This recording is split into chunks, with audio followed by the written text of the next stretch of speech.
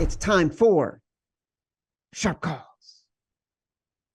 Yeah, a week of I'll start with just the ones I'm split on and games I reevaluated just because I'm hearing from other guys about it, and obviously I weigh their opinions heavily. Let's start with the Houston Texans in Denver. Um, I liked Denver. I thought I was getting a good number. The pros like Houston, man. They like Houston even at -3.5. So interesting game there. I don't know what I'm gonna do with it. Like maybe won't take it, maybe we'll pass on it, I guess. But yeah, I thought Denver was gonna be one of my bigger bets of the week. The boys, they like Houston. They think they're being undervalued here. So of course this game's gonna land right on 3. I'm gonna feel like an idiot for not betting this one, but For sure. I'll take what they're saying. I'll stay away from it for now. Another game they're split on that I really like, Tennessee Titans. Talked to a couple pros. They like the Colts in this spot. I don't know, man. I feel like they're putting too much on Minshew and not drinking the Vrabel Kool-Aid enough. Like Vrabel just gets disrespected all the time, and this just feels like a disrespected Vrabel spot where he's still a dog. Interesting number. You Couple and I will guys to talk about talk to this like the more in depth Saints. then. I cannot Uh, get what. you and I will talk about this more because I'm with you. Fucking love the Titans here. Me too. Love the Titans. Couple guys like the Saints. I can't get there. I I don't care if Derek Carr is acting super tough in the media room. The dude's terrible in the red zone. He's just horrible. And there's going to be points in this game. So, this could be the classic Taysom Hill game where somehow he shows up and he's the reason this game's close. But at my -4, still, how do you not take Detroit? And now it makes sense why it stayed at 4.5, because the pros are the ones coming in hitting this down. Yep. They like the Saints. They like them at home in this spot. Unless Detroit's broken and Goff is broken, this number does not make sense to me. And I feel like they're betting on Goff being broken because he's had 2 back-to-back really bad performances, and he's kind of reverted back to his old ways of not taking what the defense gives him. He's trying to force in passes, and it's not working. Like he's turning over the ball. I mean, back-to-back games, multiple turnovers. That's the old Goff. Like that feels like Goff when he first got to Detroit. So yeah, interesting here, and they like that. Another team they like, Panthers. You're never going to talk me into it, so I'm going to waste my breath on it. I'm with you. Um, this is the one Chad wants to get to. Couple pros called me up and joked about what Chad knew and asked me what Chad knows about Cleveland, because Chad was so animated and was so confident taking Cleveland just 2 days ago. And now we're getting word that Joe Flacco is going to be the starting quarterback. Amazing stat from Evan. Joe Flacco, 1-10 straight up in his last 11 starts. Pretty incredible.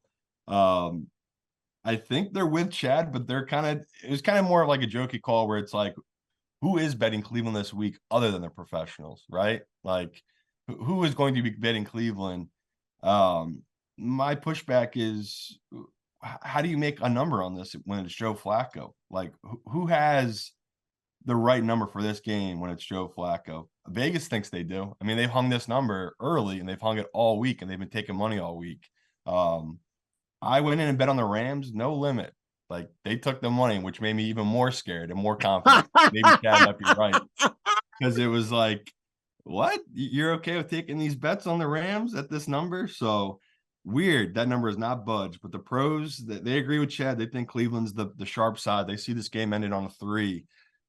It feels risky, but once again, that's like betting on Joe Flacco. Me and Chad had been there many of times, and it looks like we're back in 2023 betting on Flacco. And for the last one, or I guess 2 last ones, real quick, Green Bay, they love the bet. They thought, like Chad, I think you brought up that I should have made that my Simon Says. Had Yeah. multiple pros say, why didn't you make it that your bet? Like that was never going to stay at 6.5. Some books might still have the 6.5. I'm seeing most books now at 6. So I don't um, see it anywhere. It's been locked at 6 for more than 24 hours. and this to me is the definition of pros versus Joes. All the teasers, the money line parlays. So say I've talked to 5 different bookmakers now that I'm home, which is I've missed so much going from the books, just talking to people, being in the books. Um, all the teasers, every teaser they've gotten so far. Say 3-team teaser, 2-team teasers. It's all Chiefs, Chargers, and Cowboys. And they can't stop getting all these teasers. So, I mean, last week they had the biggest break they could get with Detroit losing in that early slate, and that destroyed so many teasers. They could get it this Thursday if somehow the Cowboys don't cover a 3.5, 3 number. So pretty interesting. So many people are all in on this Chiefs team just after one good game, really. I honestly thought the Packers would be a public dog just because they played so well in a standalone game on Thanksgiving. Interesting that they don't buy it. Everyone's on the Chiefs, even though this number keeps dropping. And the last one, me and Chad are going to talk a bunch about the pros. People already know the pros. They love the 49ers. They've moved the number. It's up to 3. I don't know a single pro that's taken the 3. They've all taken the 1, the 2, and the 2.5s. None of them are touching the 3. I've heard some buyback on the 3. If you got the 49ers at -1, if you got them at +1, you got a great middle opportunity here.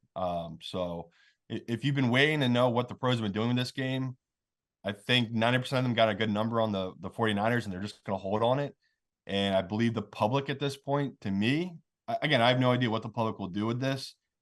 I think they're going to end up taking the Eagles. And as an Eagles fan, if this doesn't go below 2.5, it feels like we're dead. Like, it feels like as an Eagles bettor and a backer, like the books know something here. They don't move 5 points without professional money and not set people up. So everyone out there, if you're just, an average bettor and you're like, how is a team with 1 loss at home that's only lost 1 game in 2 years at home a 3-point underdog?